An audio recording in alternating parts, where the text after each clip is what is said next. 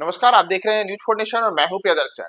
मुख्यमंत्री नीतीश कुमार की अध्यक्षता में आज बिहार कैबिनेट की बैठक हुई है और इस बैठक में बिहार वासियों के लिए कई बड़े तोहफे नीतीश सरकार ने दिए हैं। दरअसल आज की जो कैबिनेट बैठक हुई है, इस बैठक में कुल 24 एजेंडों पर मुहर लगाई गई है। इसमें कलाकारों को लेकर के एक खास योजना के तहत उन्हें 3,000 रुपए मासिक पेंशन को आज नीतीश कैबिनेट ने मंजूरी दी है। और इसी के साथ बिहार में अब अयोध्या की तर्ज पर माता सीता के मंदिर निर्माण को लेकर के भी नीतीश कैबिनेट एक अहम निर्णय करते हुए इसमें कैसे मंदिर का निर्माण होगा और सीतामढ़ी में यह मंदिर जो बनने वाला मंदिर है, इसकी भव्यता अयोध्या में बने श्री राम मंदिर के तर्ज पर ही होगी, इसे लेकर के भी अपनी मंजूरी प्रदान की है। साथ ही साथ जो कुल 24 निर्णय हुए हैं कैबिनेट के, इस निर्णय में जो कई अहम फैसले लिए गए हैं उससे सीधे सीधे बिहार में शिक्षा, कृषि, रोजगार और नौकरियों के सृजन और कई अन्य महत्वपूर्ण विभागों को लेकर के ये तमाम जो स्वीकृतियां दी गई हैं, इससे बिहार में कई बड़े बदलावों का संकेत मिल सकता है। तो अगर हम बिहार कैबिनेट की आज जो बैठक हुई है और इस बैठक में जिन 24 एजेंडों पर मुहर लगी है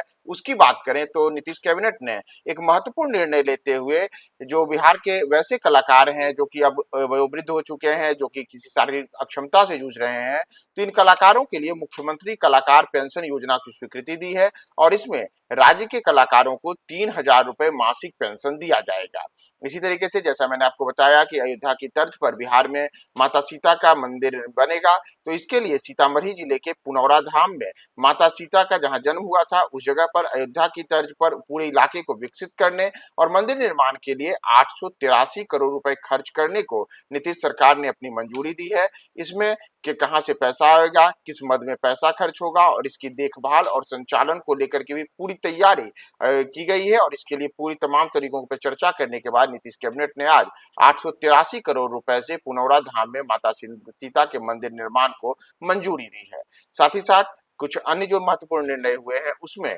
बिहार में चतुर्थ कृषि रोड मैप की कई योजनाओं को मंजूरी दी गई है। इससे बिहार में कृषि क्षेत्र से जुड़े हुए जो तमाम किसान हैं उनको बुआई, उसके साथ ही साथ जो उनके फसलों की बिक्री होती है, साथ ही साथ उन्हें जो कृषि से संबंधित अलग अलग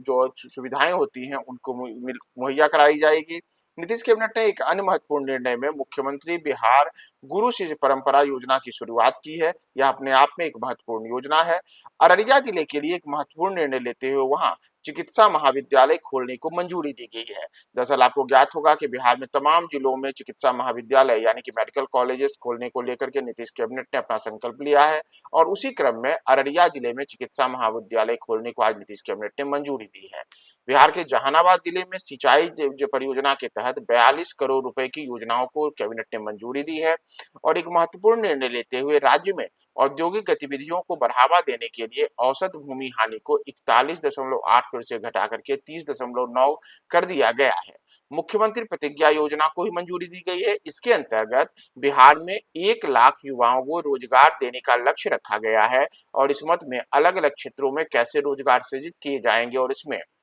युवाओं को, बेरोजगारों को कैसे जोड़ा जाएगा, उसके लिए यह मुख्यमंत्री प्रतिज्ञा योजना है। राज्य में कारखाना नियमावली में भी संशोधन किया गया है जिसके तहत राज्य में जो फैक्ट्रियां लगाने के रास्ते हैं वो रास्ते सुगम होंगे और जो निवेशक हैं उन्हें कई प्रकार की सुविधाएं मिलेंगी। बिहार में गन्ना किसानों के लिए एक महत्वपूर्ण निर्णय लेते हुए गन्ना किसानों को लाभ देने के लिए ईख विकास योजना को मंजूरी दी गई है। कैबिनेट ने सेवा प्राप्त मुख्य न्यायिक